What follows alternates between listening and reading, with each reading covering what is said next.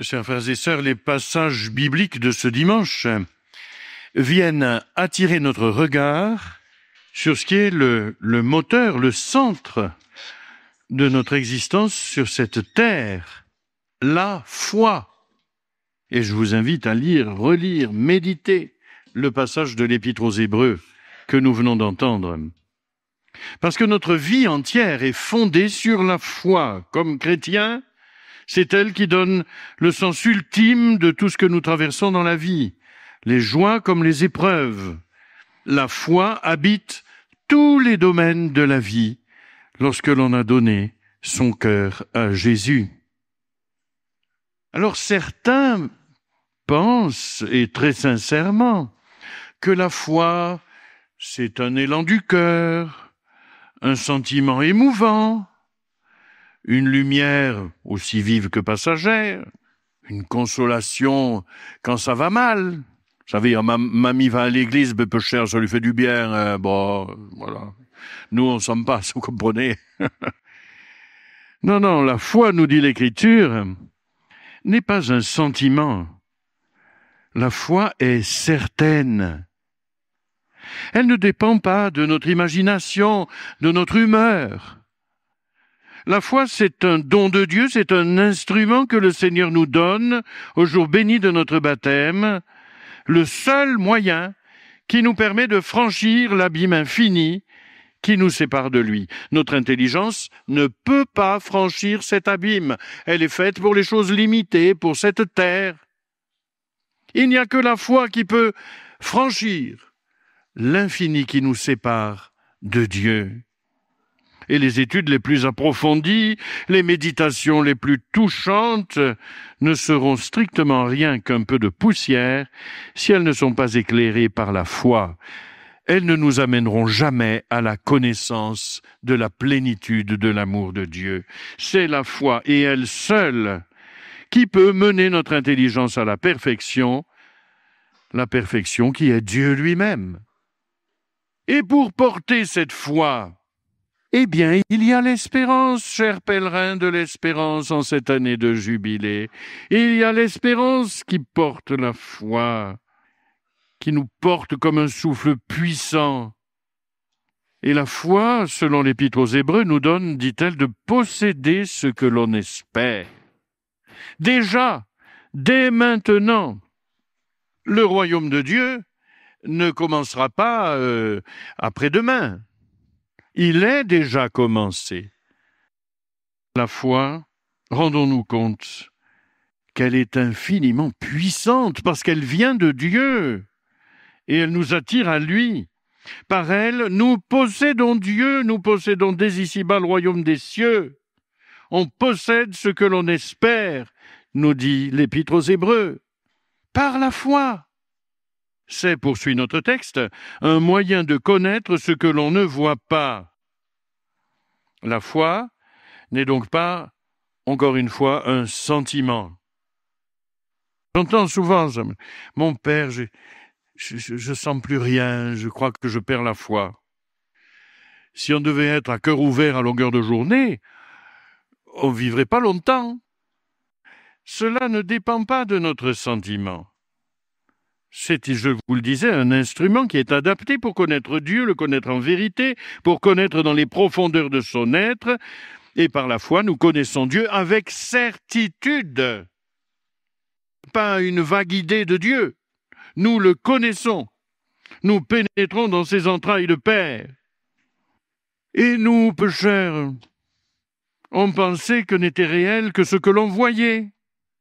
Notre certitude, jusqu'à présent, s'appuyait sur l'image, la vidéo, le reportage, le documentaire. Et voici qu'aujourd'hui, avec l'intelligence artificielle, on découvre des influenceuses fictives, des événements qui ne se sont jamais produits, des paroles qui n'ont jamais été prononcées.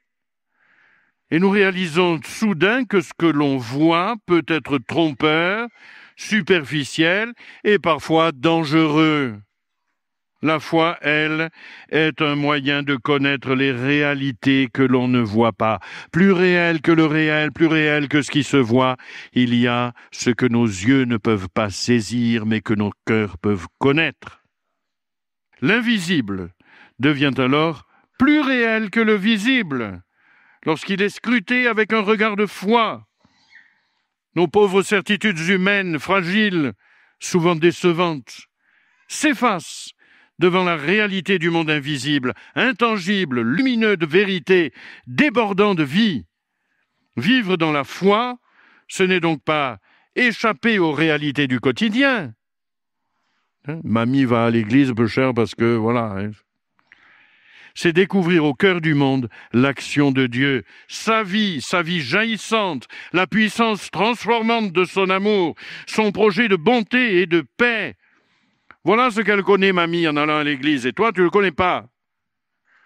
La foi n'est pas une fuite, chers amis. Mais elle nous met pourtant en route vers le Seigneur. La foi ne se satisfait pas de l'existant. Elle nous mène à être des pèlerins, des voyageurs de l'espérance. Notre texte le précise. Avoir foi en Dieu, c'est aussi être appelé à remplir une mission. Ainsi donc Abraham.